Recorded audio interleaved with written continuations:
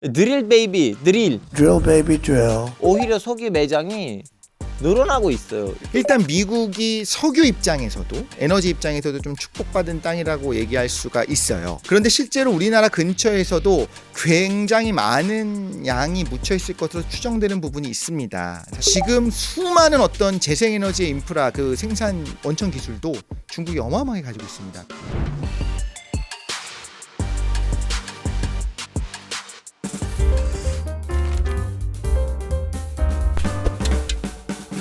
이게 웬 난리지? 난리지 쇼에 오신 것을 환영합니다. 저는 진행을 맡은 알파고입니다. 석유 시대가 끝났다는 말 오래전부터 나왔죠. 그런데 전쟁만 나면 가장 먼저 오르는 게 기름값이고, 중동에 무슨 문제만 생기면 석유 때문에 세계 경제가 휘청휘청합니다. 고갈된다던 석유는 왜 계속 나오는 걸까요? 그리고 석유 없는 세상이 정말 올까요? 과학 전문가와 함께 오늘 석유에 대해서 얘기를 해보겠습니다. 어서 오세요. 네, 안녕하세요. 네, 안녕하세요. 모르신 분들을 위해서 간략한 소개 부탁드리겠습니다. 안녕하세요. 과학평론가 이덕수입니다. 오랜만에 인사드립니다.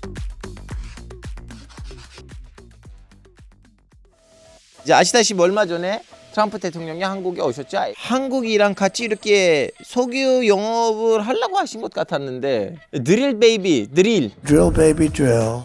이번 회담을 통해서 뭔가 대단한 거를 트럼프 대통령이 얻은 건 아닐 수도 있어요. 우리 기업들이 알아서 당연히 그 수입을 하고 있는 상황이었거든요. 내가 와서 정상회담을 하고 실제로 더 팔기로 했고 앞으로 더 좋은 고객이 될 거다, 이런 식으로 좀 더 이제 확장하는 것들은 이제 정치적인 수사일 수 있다. 품질이 낮거나 실제로 생산도 되지 않는 미국산 석유를 사오기로 계약한 건 아니라는 거예요. 실제로는 미국산 석유가 굉장히 많이 나고 있고 지금 세계 1위입니다.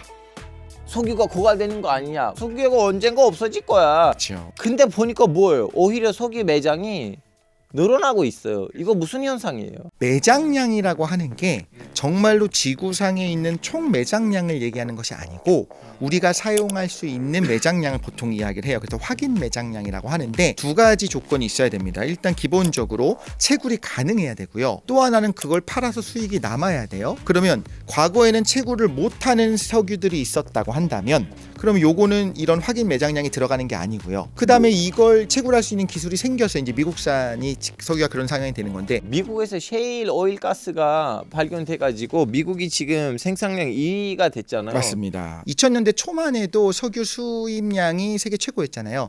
그래서 이때부터 안 되겠다 싶어가지고 이 부분에 대한 기술 개발이 시작된 거죠. 그래서 2000년대 중반 정도 됐을 때 이미 어느 정도 기술이 나오면서 채산성이 확보가 되면서 일종의 그 첫 번째 셰일 혁명이 시작이 된 건데,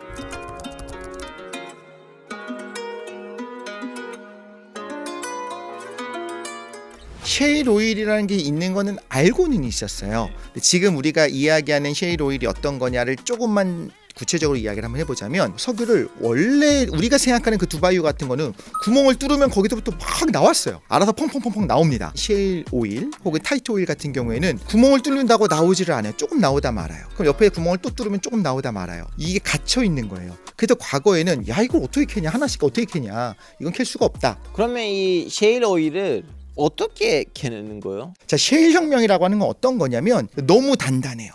그래서 너무 타이트하게 붙어 있기 때문에 원래는 이쪽에 있는 석유들이 오른쪽에서 빨대로 쭉 빨면 여기 있는 것도 같이 쭉 와서 빨려 들어 나가야 되잖아요. 근데 그렇지가 않고 석유가 그냥 따로따로 있는 겁니다. 여기 뚫어서 이 근방 있는 거 약간 뭐 몇 배럴 뽑았습니다. 옆에 또 뚫어갖고 몇 배럴 뽑고 또 뚫어서 몇 배럴 뽑고 이렇게 해서는 도저히 생산성이 없잖아요. 그래서 위에서 수직으로 여기까지 뚫은 다음에, 자 여기서부터 어려워져요. 요걸 꺾어서 수평으로 계속 뚫어 나가요. 셰일 전체를, 그 타이트한 그 암석 전체를 옆으로 뚫어. 그 다음에 이 뚫었지만 그럼에도 불구하고 빨아들일 때 바로 나오진 않잖아요. 왜냐하면 여기 너무 타이트하게 붙어 있으니까. 그래서 여기서 이제 수압파쇄라고 해서 물을 집어넣으면서 모래를 막 강하게 위에서 확 집어넣습니다. 그럼 여기서 우두두두둑 하면서 막 파쇄가 되겠죠. 그 다음에 이 수평으로 들어있는 그 관을 따라서 이 안에 고여 있었던 석유들을 쏙 전부 다 뽑아낼 수 있는 기술이 생긴 거죠. 그러니까 기존처럼 수직으로만 뚫는 것이 아니라 수직으로 뚫다가 수평으로 파쇄한다는 거, 그 다음에 그 근방 자체를 아예 균열을 주면서 완전히 그냥 흔들어 놓을 수 있는 어떤 그런 수압으로 인한 파쇄 기술, 이 두 가지가 같이 가야지만 캐낼 수 있는 거다. 생각해보면 당연히 뭐 70년대 60년대에 이 기술로는 도저히 생산성이 없었겠죠. 그러면 원래 예전에 중동 국가들이 이렇게 기름값을 가지고 장난도 치고 국제 정치에 영향을 미치기도 했었는데 지금 미국이 석유 왕국으로 떠오르면서 그것을 미국이 할 수 있겠네요. 그렇죠. 이거 굉장히 중요한 포인트인 것 같아요. 사우디아라비아를 중심으로 한 오펙에서 어떤 생각을 했느냐. 이거 이러면 안 된다. 우리의 돈줄이고 우리가 국제적으로도 뭔가 중요한 롤을 맡을 수 있는 게 이건데 미국이 석유까지 만들기 시작하면 문제가 된다 해서 그때부터 뭐냐면 치킨 게임을 시작을 하죠. 가격을 마구 낮춥니다. 그러니까 실제로 그때 미국의 조그마한 업체들 중소 뭐 좀 영세한 그런 셰일가스를 뽑아내는 그런 채굴 업체들은 다 줄도산을 했어요. 도저히 뭐 처음에 이제 투자는 다 해놨는데 오일 가격이 너무 떨어지니까. 근데 이게 양날의 검이죠. 사우디아라비아라고 그냥 지칭을 할게요. 사우디아라비아 입장에서도 어쨌든 석유를 팔아야 돈이 남는데 지금 동결을 시키고 생산량을 줄여버리고 가격을 낮춰버리니까 본인들도 힘들어서 허덕이는 거예요. 그러다 결국 누가 이겼느냐를 우리가 봐야 되는데 미국이 실제로 줄도산을 하기도 했지만 결과적으로 기술의 진보는 막기가 힘들거든요. 이 치킨 게임에서 미국이 이겼다라고 보면 될 것 같습니다. 미국이 아무리 경제 위기가 있더라도 경제적으로 걱정을 할 필요가 없겠네요. 왜냐면 밑에 석유가 팍팍 있으니까. 지금 상황에서는 그렇죠. 미국이 진짜 운이 좋은 나라로 보여요. 뭐 이제 땅도 좀 넓고요. 지리적으로 봤을 때도 미국에 있는 그 지리는 이렇게 석유가 나올 만한 그런 지리인가요? 일단 미국이 석유 입장에서도 에너지 입장에서도 좀 축복받은 땅이라고 얘기할 수가 있어요. 어마어마한 석유가 이제 모여 있는 그 텍사스에 그 땅이 있습니다. 그 고원이 있습니다. 그 고원에 있는 것들 다 카운트를 하게 되고 들어가게 되면 아주 질 좋은 석유가 많이 있다라고 볼 수가 있는 거고요. 예전부터 텍사스 석유가 있었어요. 그렇죠? WTI라고 하는.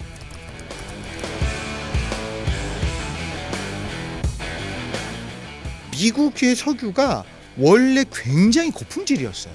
기본적으로 원유를 뽑아내면 우리가 정제를 해야 되잖아요. 그 과정에 황과 여러 가지 불순물들이 섞여 있어요. 근데 미국은 그게 굉장히 적은 편이에요. 그러니까 정제하는 기술이 그렇게 많이 돈이 들어가지 않아도 좋은 석유가 나올 수 있는 나라였는데 그 과거에 그냥 이렇게 구멍을 뚫었을 때 마구 나오는 전통적인 방식의 채굴은 이제 거의 생산량이 많이 줄어들었거든요. 석유가 날려면 두 가지 조건이 필요하거든요. 기본적으로 퇴적암이 있어야 돼요. 퇴적돼야 됩니다. 그 안에 생명체의 사체들, 보통은 뭐 박테리아 혹은 보통 얘기하는 거는 플랑크톤이거든요.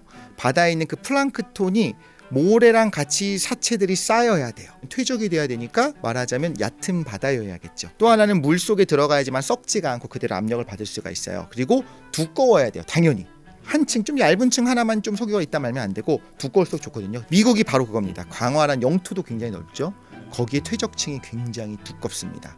미국이 거기가 얕은 바다였어요. 그러니까 계속적으로 거기 살던 수많은 플랑크톤들이 쌓인 거죠. 퇴적암으로 이루어져 있는 것 자체에서부터 여기는 굉장히 많은 석유가 나올 수 있겠다라는 생각을 했었던 거고요. 흔히 말하는 신의 축복을 받았다라고 하는 데가 바로 그 텍사스에 있는 퍼미언 분지입니다. 그 넓은 그리고 그 거대한 분지 안에 엄청난 닫힌 케이크 구조로 해서 여러 층으로 되어 있어 퇴적암이 있기 때문에. 근데 이렇게 축복이 받은 이 석유가 있는 땅은 텍사스인데 이 텍사스는 원래 미국 땅이 아니었잖아요. 원래 멕시코 땅이었어요.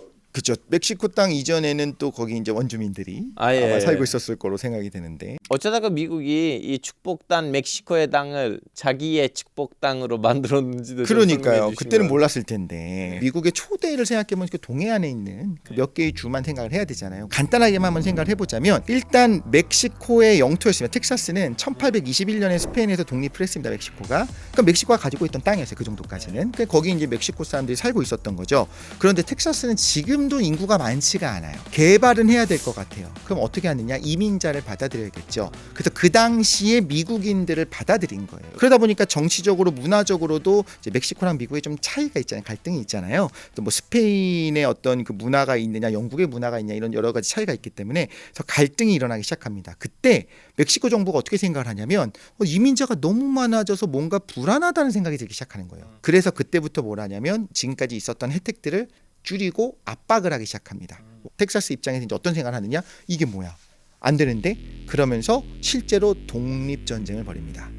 멕시코로부터 독립을 해야겠다. 텍사스는 새로운 나라가 될 거다. 독립전쟁을 벌여서 실제로 승리를 합니다. 그래서 텍사스가요 한 9년, 약 10년 정도 독립국가였어요. 미국도 아니고 멕시코도 아니고 독립된 국가로 있었는데 그때 계속 호시탐탐 멕시코 입장에서는 당연히 우리 땅이었는데 다시 침략을 하고 다시 갖고 오고 싶잖아요. 그래서 이제 불안함이 느껴지는 거죠. 그런데 그때 대다수의 텍사스 국민들, 텍사스 국민들은 미국계잖아요. 근데 생각했던 게 그러면 우리가 미 연방이잖아요. 그 연방이 하나로 들어가게 되면 우리 지켜주겠지. 그리고 뭐 멕시코인들이 우리를 뭐 멕시코가 공격할 수 없겠지. 그렇게 하면서 실제로 아예 미합 중국이 귀속된 게 1845년입니다. 멕시코는 가만히 있지 않겠죠? 네. 당연히 또 전쟁이 시작됩니다. 1846년부터 2년 동안 멕시코랑 이제 미국이 전쟁을 하는 거죠. 그때 당연히 텍사스는 미 연방의 일원으로서 같이 싸우게 되는 거고 최종적으로 거의 승리하게 되면서 미국은 그냥 가만히 있다가 텍사스를 포함한 그 광활한 땅을 이제 일시에 후루룩 먹게 된 거죠. 근데 지금 미국은 석유뿐만 아니고 천연가스도 좀 많잖아요. 그게 그 석유가 나오는데 천연가스가 보통 같이 나옵니다. 그런데 지금 생산량을 봤을 때 세계의 4분의 1이 미국에서 나옵니다. 예. 4분의 1이 어느 정도냐? 우리가 4분의 1 러시아 많아요. 4분의 1 엄청 많은 거죠. 근데 러시아가 천연가스로 유명한 것처럼 느껴지지만 압도적입니다. 미국의 2024년 기준으로 흔히 말하는 천연가스가 많이 나오는 나라들에서 러시아랑 중국을 합친 2위와 3위를 합친 것이 미국 정도예요. 그러니까 미국이 천연가스 생산량도 압도적으로 어마어마하게 많이 세계 1위입니다. 러시아 손 벌릴 필요도 없죠. 뭐 중동 쪽에 손을 벌릴 필요도 없죠. 부럽기는 하네요. 다 있는 나라입니다. 그러면 이제 우리나라 얘기를 좀 해야 되는데요. 지금 미국이 여기저기 이렇게 수시몇 수 결론적으로 잦았는데 지금 우리나라에서도 예전에 뭐 무슨 울산에서 나왔다가 지금 고갈됐다는 얘기가 있는데 맞습니다. 네. 지금 아예 없어요? 한 방울도 안 나와요? 한 방울도 안 나오냐? 그러니까 한 방울은 나오겠죠. 어떻게 해도. 근데 이제 채산성이 있느냐의 문제인 거예요. 실제로 지금 말씀하신 것처럼 동해 가스전이 있었습니다. 실제로 소량의 원유도 같이 나왔어요. 그래서 그게 의미가 있다 수준은 아닌데 의미가 없는 거냐 그건 또 아니에요. 왜냐하면 실제로 여기 투입됐었던 돈이 투자된 돈이 그 1조 원 이상이 투자가 됐는데 회수된 이득이 얼마냐면 2조 원 이상의 말하자면 그 회수를 했어요. 그래서 실제로 사업성이 있었고 괜찮았었습니다. 그런데 우리가 생각한 건 좀 어마어마하게 막 펑펑 나는 건 아니었다라는 걸 얘기를 하는 거고요. 우리도 그래서 잠깐 동안 몇 년 동안, 그러니까 10몇 년 동안 산유국이었습니다. 대단한 거는 아니에요. 왜냐하면 여기는 대형 쇼핑몰, 여기는 그냥 동네에 있는 스파 뭐 그렇죠. 그 정도에. 그런데 그걸 우리 기술로 직접 채굴하는 기술을 또 갖춰본 거, 직접 한번 해본 거는 의미가 있다. 그런데 실제로 우리나라 근처에서도 굉장히 많은 양이 묻혀 있을 것으로 추정되는 부분이 있습니다. 사실 최근에 이제 많은 국민들이 알게 되고 관심을 가졌던 건 뭐 대왕고래, 제8광구를 이야기를 하는데 그 제8광구는 정말 우리 영해에 있거든요. 날 수 있다고 한다면 굉장히 이제 우리가 배타적으로 가져갈 수 있는 거죠. 그런데 실질적으로 이 부분에 대해서 타당성 조사를 했을 때도 제8광구보다 훨씬 더 많은 석유가 매장됐을 걸로 추정되는 건 거의 확실한 것처럼 느껴지는 그런 광구가 따로 있는데 그 제7광구입니다. 제7광구는 영화로도 나왔었죠. 문제는 어디냐면 제주도의 서남쪽이에요. 근데 거기가 우리나라뿐만 아니라 일본, 중국이 서로 자기네 해역이라 막 주장하는 곳이에요. 그러니까 우리가 배타적으로 캘 수 있는 부분은 아니에요. 그러니까 제7광구에는 분명히 꽤 많은 양의 석유가 매장됐을 거로 추정이 되고요. 거긴 거대한 대륙붕이죠.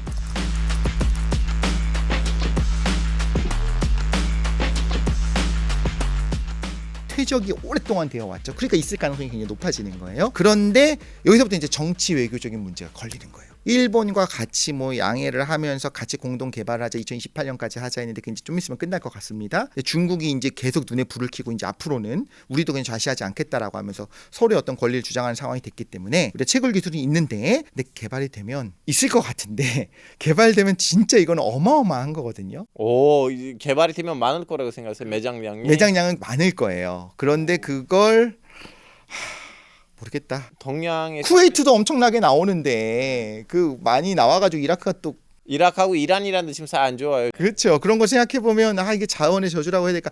아니 그게 기왕이면 제8광구 있는데 있었으면 얼마나 좋겠습니까? 근데 제7광구는 어마어마한 양이 실제 세계적으로 봐도 굉장히 많은 양이 묻혀 있을 거로 생각은 돼요. 근데 하필이면 그게 미국처럼 텍사스 땅, 미국 국토 안에 있는 것이 아니라 여러 나라가 파워게임을 하는 그 해역에 겹쳐 있기 때문에 지금 좀 우리가 예의주시해야 되고 이건 외교적으로 풀어야죠.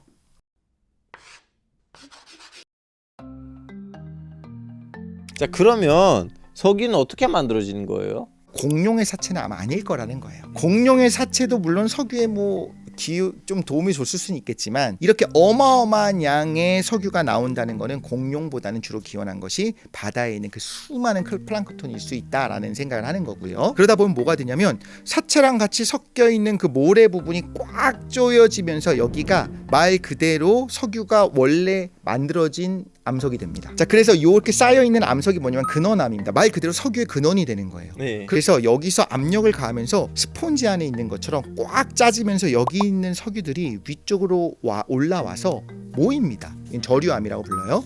그럼 말 그대로 아래쪽에 있는 게 위로 올라와서 고여 있고 위로 올라가서 날아가면 안 되잖아요. 그 위에서 뚜껑 역할을 하는 암석이 또 있어야 돼요. 그러니까 이제 뭐 하면 되겠어요? 위에서 구멍만 뚫어주면, 빨대로 구멍만 뚫어주면 위로 쭉쭉쭉쭉 나가는 거죠. 제가 주로 중동 가거든요. 거기서 석유가 사막에 있어요. 네. 이거 무슨 상관이에요? 지금 너무 안 맞잖아요. 거기가 옛날에 뭐였을 거라는 걸까요? 바다였다라고 이제 생각할 수가 있겠죠. 자, 수억 년 전에 그 지금 우리가 생각하는 그 어마어마한 산육이 모여져 있는 그쪽 중동 지역이 석유가 만들어지기에 완벽한 조건을 갖춘 바다였어요. 이제 테티스해라고 하는 바다였는데 그 테티스해도 그렇게 생긴 거예요. 그러니까 여기저기서 퇴적물은 계속 들어와. 그리고 좀 얕아요. 바다가 아주 깊지 않아요. 그러니까 스플랑크톤도 마구 번성하고 따뜻하다 보니까 또 잘 살아요. 그러면서 죽자마자 바로 썩지 않고 바로 이제 아래 퇴적되면서 석유가 만들어지기 좋은, 그러니까 무산소 환경이어야 돼. 산소가 있으면 썩어서 사라져요. 산소가 없어야지만 그 사체가 그대로 유지되다가 압력을 받아서 탄화수소만 남거든요. 그 모든 환경이 다 갖춰진 것이 그 부근이었던 거예요. 그래서 지금 거기 석유가 많이 나는 것만으로도 우리가 알 수 있는 것이 과거에 바다였겠구나. 그리고 굉장히 많은 퇴적층이 쌓였었겠구나를 이해할 수가 있는 거죠. 사람들이 지금 제일 많이 쓰는 에너지 자원이 뭐 어떻게 보면 석유는 31%인데 근데 석유가 왜 이렇게 많이 쓰여요? 그 석유가 뭐이길래 도대체? 석유가 아니면 뭘 쓸 수 있었을까로 사실 우리가 생각해보면 되게 흥미롭거든요. 그렇지, 그러니까 나무, 우리 많은 분들이 아실 거예요. 조선 말기에 선교사들이 한국에 왔을 때 조선을 보고서 썼던 여러 가지 글들이 있는데 그 중에 하나가 뭐가 있냐면 산이 죄다 민둥산이라는 거예요. 나무가 없는 겁니다. 우리는 온돌이 굉장히 좋은 시스템이라고 생각을 하죠. 저도 그렇게 생각합니다. 근데 온돌은 뭘 해야 되냐면 근본적으로 거기에 어마어마한 연료가 들어가야 돼요. 맞아요. 석유라고 하는 것은 일단 두 가지 관점에서 되게 좋은 것 같아요. 첫 번째는 에너지 밀도가 높아요. 밀도가 높아요. 밀도가 높습니다. 그래서 우리가 운동 에너지보다 은근히 화학 에너지가 에너지 밀도가 높거든요. 이건 이렇게 생각하면 돼요. 석유 1리터가 여기 있어요. 이게 더 에너지가 있게 느껴지냐? 아니면 예를 들면 시속 100km로 달리고 있는 2톤짜리 자동차가 더 어마어마한 에너지를 갖고 있는 걸로 느껴지냐? 라고 질문해 보면 보통 2톤짜리 자동차가 시속 100km로 달려 엄청나게 에너지 많은 거 같잖아요. 생각해 보면 우리의 2톤짜리 자동차를 시속 100km로 가속시키는데 석유 1리터 안 필요하죠. 아주 적은 석유가 있으면 그만큼 가속이 됩니다. 화학 에너지는 원래 밀도가 굉장히 높아요. 과거엔 석탄을 먼저 썼죠. 그래서 연탄을 쓰기도 했었고, 그리고 실제로 1차 대전 때 뭐 군함 같은 거 뭐 석탄 집어넣고 뭐 타이타닉도 석탄 넣는 거 나오지 않습니까? 그거에 비해서 석유의 또 장점은 액체고 상온에서 액체라고 하는 사실 때문에 그냥 관만 주게 되면 그냥 배급이 된 거예요. 보급을 그냥 쉽게 할 수 있는 거예요. 이런 여러 가지 장점들, 그리고 상당히 안전합니다. 이런 여러 가지 장점들이 있으니까 지금 생각에서는 석유를 빼고 생각하기가 좀 쉽지가 않고, 또 하나는 석유를 에너지원을 우리가 태워버린 용도로만 사용하는데 그거는 아니고 플라스틱부터 시작해서 수많은 물질들을 합성한 데도 사용을 하잖아요. 그렇게 생각을 해보면 석유는 앞으로도 계속 쓰일 거다. 그러면 인간이 도대체 어떻게 이 검은 액체를 가지고 와 이걸로 에너지를 뽑아야지 이 생각을 어쩌다가 한 거예요? 그러니까요. 사막에 어떤 모래가 어디 좀 찌득찌득한 게 묻어 있어요. 근데 타르 같은 것들이 있어요. 역청 이런 걸 발견했습니다. 뭐 성경에도 나오는.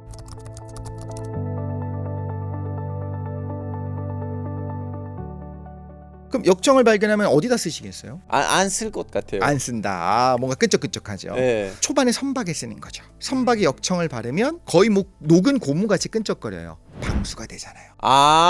그런 상황에서 이걸 어디다 쓰지 이런 생각을 하고 있었어요. 그때 처음에 이제 상업적으로 사용하기 시작한 게 우리가 흔히 생각하는 에드윈 드레이크라고 하는 미국 사람이 최초로 이걸 상업적으로 생각을 합니다. 1859년이 됐습니다. 그때까지 미국이 조명을 뭘로 썼을까요? 밤에 어쨌든 불은 켜야 되잖아요. 아직 에디슨은 아니에요. 초는 뭘로 만들죠? 저 그거 아니에요? 우리는 꿀을 먹으면 남는 밀랍이라고 하죠. 왁스, 그렇죠? 왁스. 정확해요. 비싸겠죠. 그거 비싸요? 당연하죠. 꿀도 비싼데 초는 비싼 거예요. 첫 번째. 그리고 지금은 그 초도 전부 다 그 석유를 추출하고 난 걸로 만듭니다. 그렇게 싸진 거예요. 또 뭐 하냐면 충격적이게도 가장 좋은 기름 중에 하나가 고래 기름이었어요. 향유 고래를 해서 뽑아낸 걸로 뭘 만드냐면 그 머리에 있는 그 수많은 기름으로 결국엔 그 조명을 밝히는 데 쓴 거예요.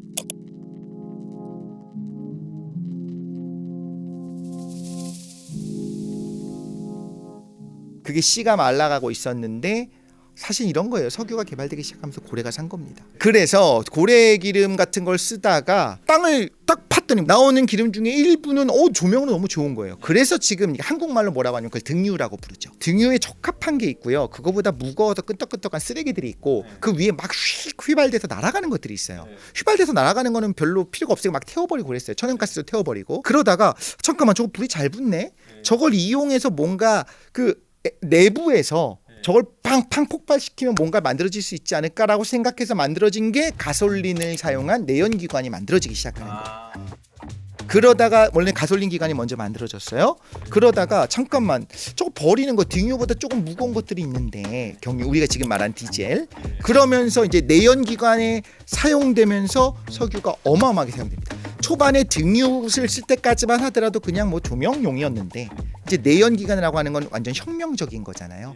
이제 차 브랜드잖아요. 포드 여기서 좀 약간 주도적인 역할을 했다는 걸로 알고 있다. 맞아요? 그렇죠. 그 기관을 만든 것 자체는 뭐 다 독일에서 만들겠지만 그런데 그걸 가지고 이제 정말 값비싸서 뭐 마차를 끌고 다닐 수 있는 귀족만 쓸 수 있다라고 한다면 그건 크게 팔리지가 않거든요. 처음에 혁명이 시작돼 갖고 독일에서 만들고 영국에서 만들고 하는데 결과적으로 모든 사람들이 자기 차를 한 대씩 가지고 다닐 수 있게 했었던 건 헨리 포드가 만들었던 그 모델 T 그리고 그런 컨베이어 벨트 시스템 이런 걸 쓰면서 어쨌든 보급이 돼야 되거든요. 그럼 보급이 되면서 실제로 그럼 석유의 사용량도 같이 늘어나기 시작하는 거고. 이게 석유가 얼마나 좋은지를 왠지 찬양한 것 같은데요.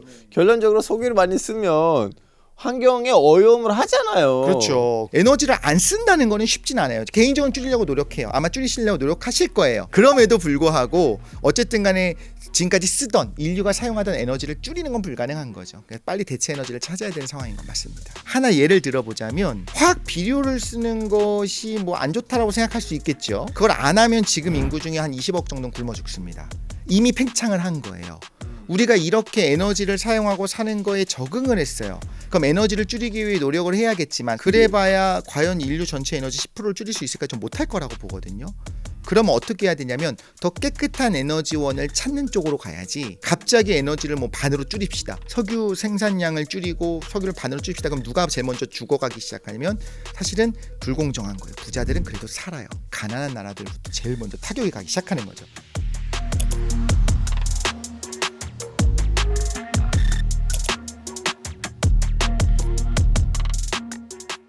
그러면 지금 기술 엄청 발전을 했고 우리 이제 인간까지 복제하고 있는데 그냥 집에서 우리 음식물 쓰레기를 가지고 석유 못 만들어요? 이거 어렵네. 만들 수 있을 것 같아요. 지금 우리가 바이오매스라고 하는 것들 있지 않습니까? 땅 속에 잘 자고 있는 그 석유를 뽑아내는 게 아니라 여기 살아있는 어떤 생명들의 사체를 가지고 석유를 만들어내는 기술도 계속 나오고 있어요. 나무 있죠. 폐목재. 폐목재를 잘 직류하면 사실 메탄올이 나오거든요. 그런데 알코올뿐만 아니라 여기서 바이오 항공유 같은 거를 뽑아내는 기술들, 뭐 유채꽃이나 뭐 옥수수 기름 같은 거에서도 우리가 캐내는 석유가 아니어도 상관없잖아요. 그러니까 탄화수소가 나오면 되는 거고 질 좋은 기름이 나오면 되는 거기 때문에 거기서부터 뭐 우리가 흔히 알고 있는 바이오 디젤들 다 만들어내는 기술이 있습니다. 두 가지를 좀 얘기를 한번 해볼게요. 하나는 바이오 디젤을 비롯한 어떤 바이오매스는 생산량을 조절하는 거예요. 땅 속에 잘 묻혀 있는 거를 캐내면 안 되고 왜 탄소가 이 안에 있어야 되는데 괜히 밖에 나와버리면 여기서 괜히 온실 효과만 만들어내니까 바깥에 있는 것만 쓰자는 거거든요. 그럼 지금처럼 모든 나라가 사용할 수는 없을 거예요. 바이오매스만으로 만약에 세상이 움직여진다라고 한다면 동남아시아 같은 데서 오토바이 탈 때 그걸 넣을 수 있을까? 저는 안 될 거라고 봐요. 그러니까 생산량 조절이에요. 첫 번째. 두 번째는 결국엔 그건 어디서 만들냐면 경작지에서 만들어야 돼요. 그럼 식량이랑 경쟁 관계 있죠. 생산량이 늘어나게 되면 그것 때문에 옥수수 사료의 가격이 반대로 올라갈 수가 있겠죠. 근데 옥수수 사료 가격이 올라가면 미국 사람들이 죽습니까? 안 죽죠. 실제로 옥수수 사료 값이 옥수수가 올라가게 되면 실제로 사람이 먹는 음식에 타격이 가는 나라들도 있죠. 예. 그러니까 이런 부분들도 같이 생각을 할 필요는 있다. 좀 더 친환경적인 에너지를 쓰자고 하는데 뭔가 준비된 거 있어요? 당장은 없는 것 같아요. 일단 그래서 석유를 줄일 수 있는 방법은 어떤 거냐? 처음에 말씀드린 것처럼 에너지를 줄일 수는 없어요. 에너지는 써야 됩니다. 그래서 할 수 있는 것들 중에 하나가 그래서 전기로 바꾸려고 하는 거예요. 전기 생산은 지금 결국에 뭐 발전을 하는 거 아니냐라고 하는데 그래도 점점 바뀌고 있죠. 풍력을 사용하기도 하고 태양광을 사용하기도 하고 뭐 나중에 핵융합이 나오게 되면 또 전기는 어쨌든 전기를 사용해서 이거저거를 할 수 있게 되면 지금보다 석유의 사용량은 줄어들 거예요. 근데 석유를 전혀 사용하지 않겠다는 건 쉽진 않아요. 그럼 사용해서 배출한 만큼 다시 포집하면 되는 겁니다. 그래서 이런 기술들을 지금 개발하는 게 있는 거고, 그럼에도 불구하고 배터리 기술에 좀 어려운 부분이 있는 게 운송이 쉽지가 않아요. 어쨌든 간에 충전이 굉장히 고속으로 된다고 하더라도 20분 30분씩 걸린다고 할 수 있지 않습니까? 그런 면에서 석유처럼 그냥 말통에다가 드럼통에다 받아가면 되는데 얼마나 편해요. 그래서 생각하는 지금 차세대 기술 중에 하나가 많은 분들이 아시는 그 수소 기술인 겁니다. 수소가 에너지 킬로그램당 에너지 밀도는 오히려 석유보다 더 높아요. 부피는 꽤 커요. 그런데 실제로 수소의 인프라가 갖춰졌다고 가정한다면, 그래서 생산도 지금은 그레이 수소를 사용하지만 나중엔 결국에 이제 그린 수소, 블루 수소, 그린 수소로 갈 거잖아요. 청정 에너지로 수소를 생산하게 될 거예요. 나중에는 그런 인프라가 갖춰졌다고 하면 이거를 운반하는 과정도 깨끗하고 수소 자동차가 계속 수소 전지 자동차가 계속 다닌다고 하면 오히려 공기는 깨끗해지겠죠. 근본적으로 석유의 가장 큰 장점은 액체라는 거잖아요. 수소는 기체입니다. 너무 가벼워요. 그럼 이거는 기체 상태로는 압력을 가해서 원래 액화시키면 돼요. 그게 LPG가 그겁니다. 수소는 아무리 압력을 가해도 이 정도 온도에선 액화가 잘 안 돼요. 그러면 그냥 기체인 상태로, 아주 고압인 상태로 이 수소통을 가지고 다녀야 되는 상황인 거예요. 그리고 부식도 잘 됩니다. 수소가 너무 작은 원소다 보니까 주변에 있는 관들 있잖아요. 네. 그런데 안에 침투해요. 그렇기 때문에 좀 우리가 좀 더 많은 기술이 필요하지만, 생각해보면 셰일가스도요, 셰일 오일도 이걸 도대체 인류가 사용할 수 있을까 싶었지만 결국에 사용하는 기술이 나온 것처럼, 제가 볼 때 인류의 장점은 급하면 합니다.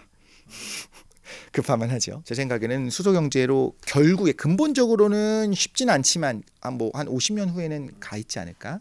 그럼 미국이 재생에너지 같은 거 있어요? 그게 이제 첨단 테크놀로지에 있어서 미국이 잘 가죠. 그리고 사실 그 바이오매스 같은 것도 미국이 했었는데, 미국은 뭐 트럼프 대통령뿐만 아니라 이렇게 생각하면 될 것 같아요. 미국은 지금도 쓰레기 그냥 뭐 분리수거 나누고 그냥 싹 다 버립니다. 지금도 그렇게 가솔린을 그냥 타고 다녀요. 그죠? 가솔린이 더 조용하잖아. 왜 디젤을 타? 약간 이런 나라예요. 재생에너지에 대한 기술 개발도 유럽에서 더 열심히 하려고 하는 게 있고, 나름의 어떤 부채의식이 있나 봐요. 미국은 열심히 안 합니다. 네. 그리고 뭐 트럼프는 지금 기후 변화는 다 거짓말이다라고 이야기를 하는데, 이게 진짜로 기후위기가 거짓말이라고 믿는 건지 아니면 그 정치적인 수사인지는 잘 모르겠어요. 그런데 의외로 세계 공장이라고 하는 중국이 그렇게 많은 오염물질을 뿜뿜뿜뿜 해가면서 지금까지 해갖고 우리가 막 중국 너무한데 진짜 거기 막 날아오는 상해 미세먼지, 앞바다가 진짜 더러워요. 그런 얘기를 하잖아요. 맞아요, 맞는데 전기차 보급부터 시작해서 그 첨단으로 가장 빨리 점프하는 데가 중국이에요. 물론 전기차 수준이 지금 우리가 생각할 때 중국산 배터리 좀 불안하죠. 당연히 있는데 그게 아니라 큰 줄기로 보자는 거예요. 지금의 풍력 발전이나 태양광 발전의 그 인프라가 초반에는 당연히 유럽이 제일 먼저 주도를 했었어요. 지금 수많은 어떤 재생에너지의 인프라, 그 생산 원천 기술도 중국이 어마어마하게 가지고 있습니다. 이 부분도 우리가 시사하는 바가 있는 거고, 좀 잘 생각해 볼 필요가 있어요. 우리도 재생에너지로 가야 될 거거든요. 그거 안 하면 유럽에서 우리 거 안 살 겁니다. 그 부분에 대해서 원천 기술을 포함한 이런 주권들을 좀 찾아올 필요가 있다. 또 전략이거든요. 오늘 이게 맨날이지에서는 석유가 절대 고갈되지 않는 이유와 에너지 자원의 미래에 대해서 알아봤습니다. 오늘의 난리지를 한 줄로 부탁드리겠습니다. 궁극적으로는 석유의 생산과 사용량은 줄겠지만 그것을 버티지 못하는 이웃들이 있고 이웃 나라들이 있다는 사실을 기억하고, 우리가 어떻게 해야 우리의 미래를 아름답게 할 수 있을지 고민하는 시간이 꼭 필요하다라고 생각합니다. 다음에도 아주 알찬 난리지를 가지고 다시 돌아오겠습니다. 감사합니다.